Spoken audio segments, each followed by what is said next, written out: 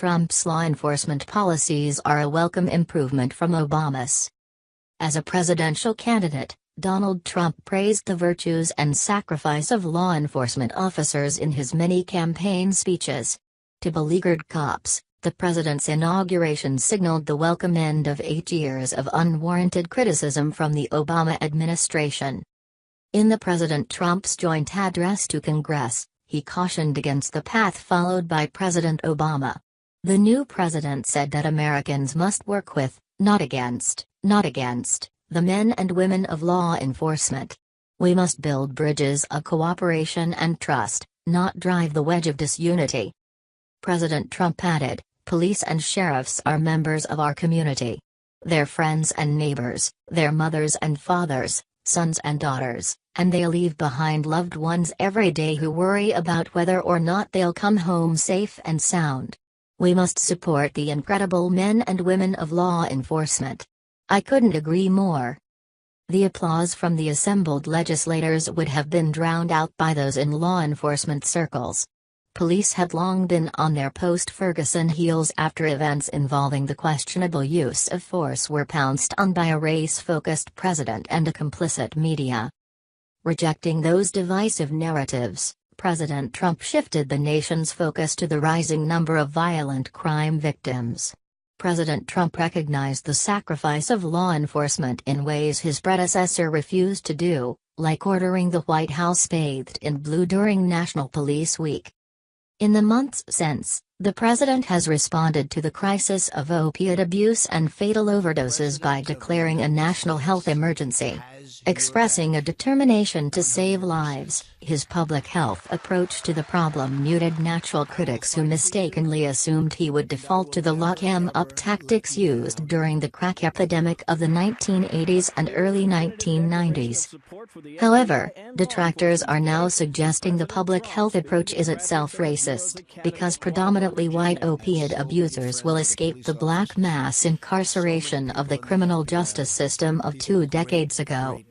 President Trump's pick for Attorney General, Alabama Republican Senator Jeff Sessions, has proven a stalwart asset, even while weathering Trump criticisms for his recusal from the ongoing Russia investigation. Over the summer, President Trump and Sessions reversed Obama-era policies, including those restricting the use of life-saving surplus military equipment by law enforcement. Within weeks, the value of that equipment was again evident as police responded to horrific active shooter tragedies in Las Vegas and tiny Sutherland Springs, Texas.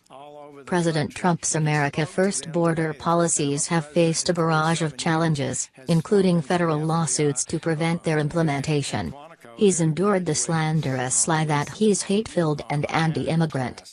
The president's commitment to secure our borders is now showing the intended consequence of reducing illegal border crossings. Recent Department of Homeland Security reports show arrests at the border at a 46-year low, with a 25% reduction from 2016.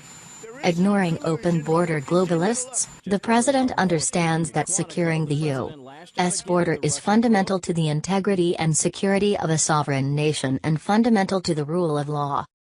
Through Sessions, President Trump has challenged sanctuary jurisdictions that ignore immigration and customs enforcement detention requests to hold criminal illegal aliens for enforcement actions. The president responded to the incomprehensible loss of a child to a violent felon who shouldn't be loose on American streets. He channeled the sentiments of millions about the sickening killing of Kate Steinle by a criminal illegal alien given refuge by San Francisco. President Trump was right in rejecting the notion that jurisdictions that turn a blind eye to criminal illegal immigrants somehow make America safer. The president will have much to do in 2018. His messaging to law enforcement is a solid first step, but faith and words need follow-up. Our border is still too porous. Department of Homeland Security agencies tasked with shoring it up need people and resources, fast. And the president needs to lean on the Senate to move bills like Kate's Law and the No Sanctuary for Criminals Act, while preparing for battle in the federal courts when liberal jurisdictions challenge steps toward responsible immigration enforcement. Meanwhile, The President and Attorney General need to press the attack on savage gangs like MS-13, whose ranks are fed by the pipeline of illegal immigration. Finally, we've again witnessed the specter of terror in America. Responding to the ISIS siren song, foreign actors executed terror attacks in our best protected city. 8 innocents were fatally mowed down and a dozen injured in New York City's deadliest attack since 9/11, and a second attacker detonated an improvised explosive device in Midtown Manhattan. The terrorist strikes fed the debate over the proper limitations on the Federal Foreign Intelligence Surveillance Act 702 Intelligence Collection Authority, which is up for renewal.